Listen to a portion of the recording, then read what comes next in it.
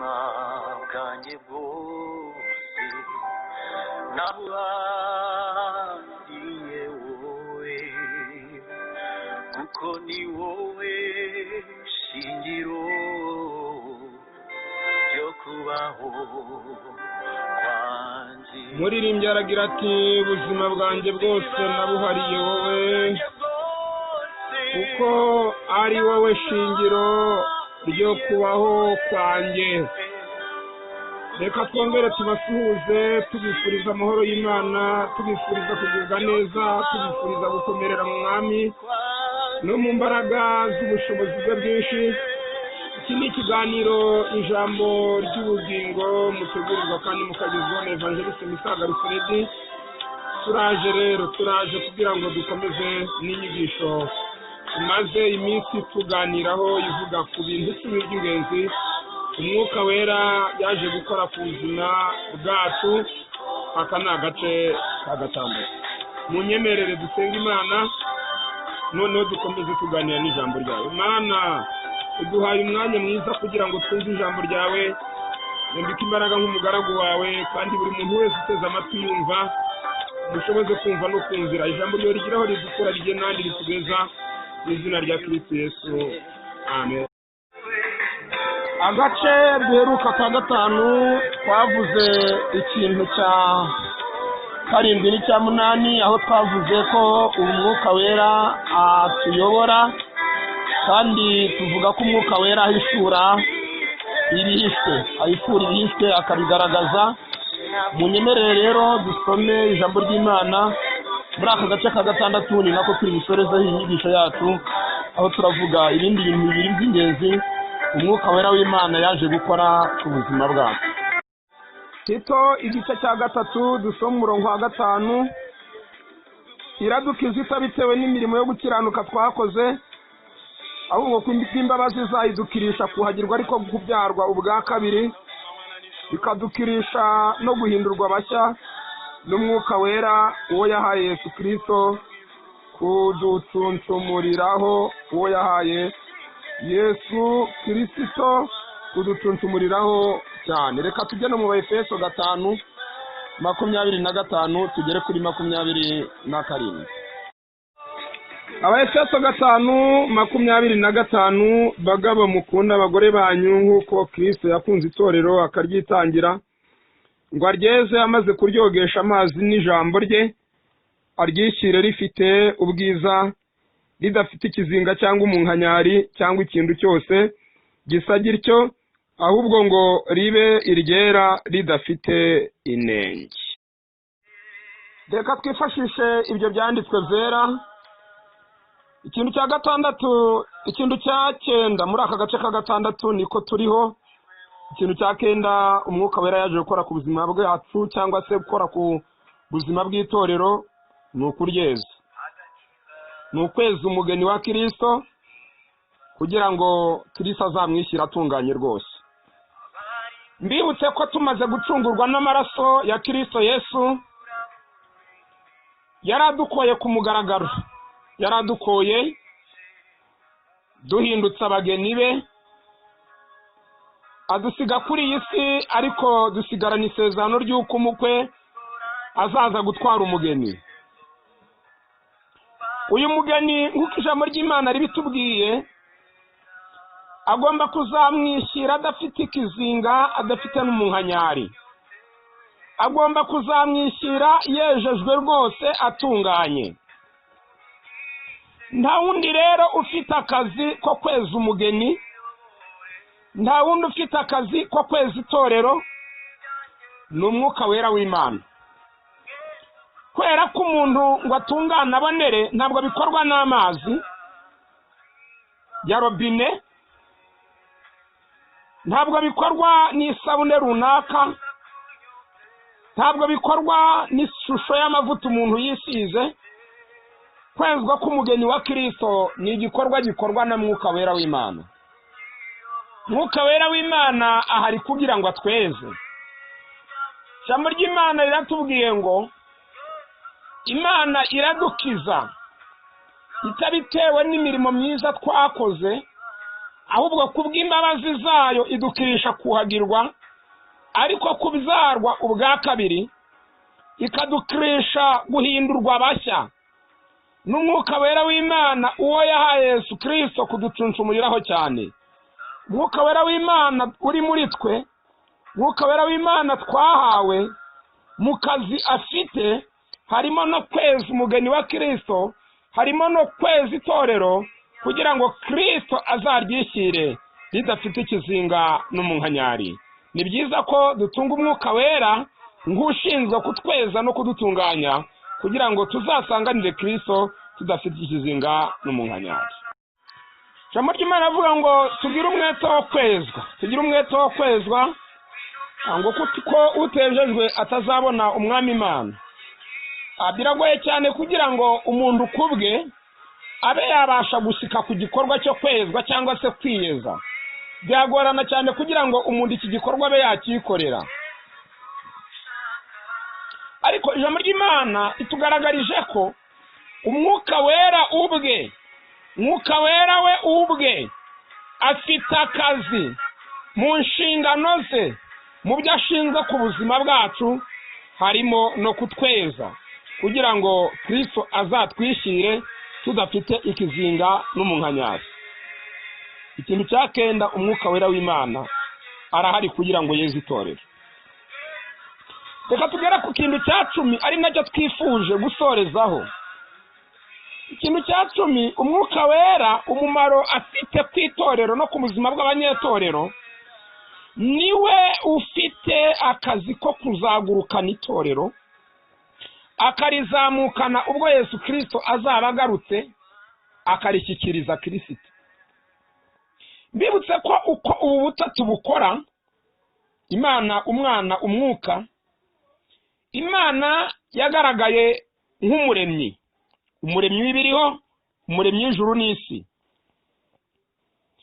Umwana w'umuntu amaze gucumura, mujye mubona ko aha mukurikira murahita mwumva ko akazi kose aribo bakikorera. Umwana w'umuntu amaze gucumura, hashakishijwe undi muntu wacungura umuntu. Baramushakisha mu bantu baremwe, biranga. Bamushakishiriza mu bamarayika, biranga. Bamushakishiriza mu bizima, biranga. Bamushakishirizwa kuba twakita ngo nabakurambere mu kwizera, abari baramaze gupfa. Niyo mpamvu mwumva ngo iryo tangazo ryageze n'ikuzimu, ntahandi ryari rigiye, ni muri ya gurupe y'abera Kristo yazuye. Noneho rero icyo gihe yari atarabazura ko yari atarakaza, ahubwo bari bakibohewe pfiriya, ariko no bari bafite ubushobozi bwo kuba wahitamo yaza agakora icyo gikorwa. Naho biranga, biza kurangira n'ubundi igikorwa aribo bakikoreye.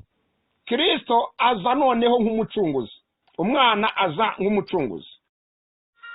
Kristo aza nk'umucunguzi, bararemye ni nabo bagiye gucungura. Ngo amare gucungura umuntu, aravuga ati ariko uyu muntu ducunguye akaba yahisemo kutuyoboka no kutwizera, tumurekera aho ngaho gusa pe ko akiri kuri iyi si. Kristo yigeze asenga isengesho rivuga ngo mbasabye kubakura ku isi ariko barinda umubi. Ko bakiri kuri iyi si bakiriho, barahaguma gutya gusa. Tihoya, reka tubashakire umufasha. Nanone kandi bareba mu bantu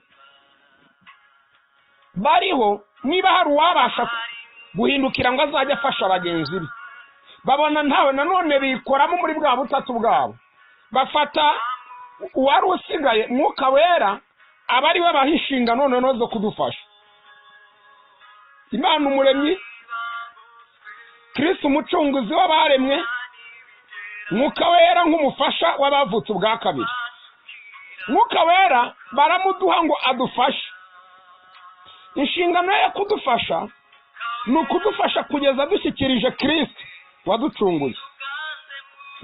Niko bizagenda bihererekana. Kuvuga ngo azadufasha kugeza dushyikirije Kristo waducunguye, Kristo nawe adushyikirize umuremyi ariyo Mana Data wa twese. nk'uko umwanditsi w'Abaefeso 4:30 avuga, Pawulo yavuze ngo uyu mwuka wera w'Imana twe kumutera agahinda twaramuhawe atuhere ikimenyetso kuzageza ku munsi wo gucungurwa kwacu. Umunsi wo gucungurwa kwacu nta wundi nubwo ni igihe Kristo azaba agarutse aje gutwara itorero rye. Icyo ni cyo gihe cyo gucungurwa kw'imibiri yacu tukazahabwa imibiri idapfa. Yohana yaravuze ngo turi abana b'Imana ariko uko tuzasa ndi kurerekanwa. Icyo tuzi cyo Kristo niyerekanwa tuzasa nawe. Ngiki igihe cyo gucungurwa kiba kivugwa. Kristo yatangiye umurimo mwiza wo kuducungura ariko ntabwo ari akawusoza. Azawusoza aje kudutwara atumurikiye Imana Data. Abaroma 8 uhereye kuri 18 no havuga ngo izaremwe zose bitegerezanya amatsiko gwishurwa kw'abana b'Imana ariko gucungurwa kwacu nibyo koko ibyaremwe byose bitegerezanya amatsiko uburyo itorero ry'Imana rizacungurwa. Gucungurwa kwacu rero ni igihe tuzaba tuzamuwe nk'uko umwanditsi w'Abatesalonike mu rwandiko rwa mbere 4 uhereye kuri 13 yabivuze. Yavuze ngo ubwo Kristo azaba agarutse azarangurura ijwi rirenga n'ijwi ry'amari rikomeye ngo ni iry'impanda y'Imana, ngo maze abantu bazaba barapfuye bizeye nibo bazabanza kuzuka. Natwe abariho ngo duhere ko duhindurwe dusanganira umukiza wacu mu kirere. Nibiza koko kuza kwa Kristo bwa mbere ntabwo azaba ageze ku isi ahubwo azaba agumye mu kirere, bibe ngombwa ko tuhamusanga. Niba bizaba ngombwa ko dusanganira Kristo mu kirere atageze hasi, byumvikane ko natwe biradusaba imbaraga ziduterura zikadukura hasi zikatugezaho Kristo ari. Twakuze batubwira ko tuzambara amababa, ntabwo tuzambara amababa nk'ibisiga, ahubwo imbaraga z'umwuka wera w'Imana iziri muri twe zizakomunikana n'imbaraga ziri muri Kristo Yesu, bimere nko kwegereza icyuma simako dusanganire Kristo bitatugoye.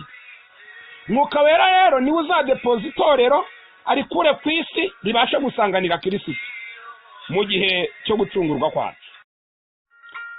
Aha rero kizaba ari nacyo gihe cyo gukurwa k'umwuka wera ku isi, kuko mbibutse ko umwuka wera w'Imana twari turi ku isi turi urusengero rwaho cyangwa turi icumbi ry'umwuka wera.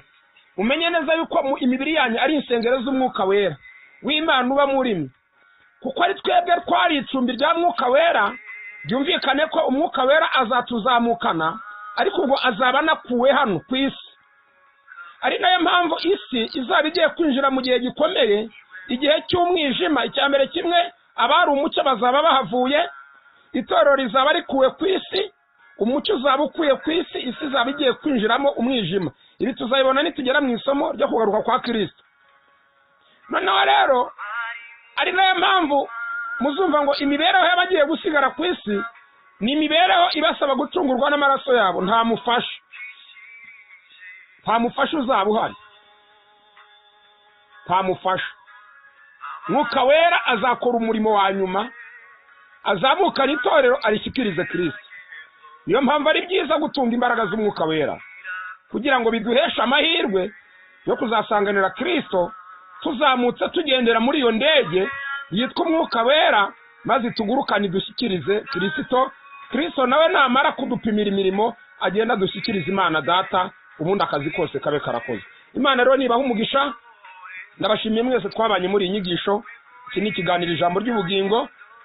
Kora subscribe kuri channel yacu Ijambo ry'Ubugingo Buzima TV ujye ubasha gukurikirana no kubona izindi nyigisho zitandukanye. Ca kuri 07845247 mu gihe hari ubusobanuro wifuza gushaka kutubaza. Ndabashimiye, mwarakoze cyane gukurikirana iyi nyigisho. Twisoreje kuri aka gace ka 6, tuzakomeza n'izindi nyigisho zitandukanye. Umwami Imana bampera umugisha. Mana turagushimiye ko abanye natwe muri iyi nyigisho. Umugisha umuntu wese witanze akayikurikira, n'uwagize uruhare mu kwisangiza abagenzi be, umuha umugisha utagabanyije kandi umushyigikire. Wagura ibendera rye, umuzamurira ibendera ryo kunesha, umwagurira imbago mu gihe cya none ndetse n'ikizaza. Kandi imbaraga z'umwuka wera zikomeze zibe muri we.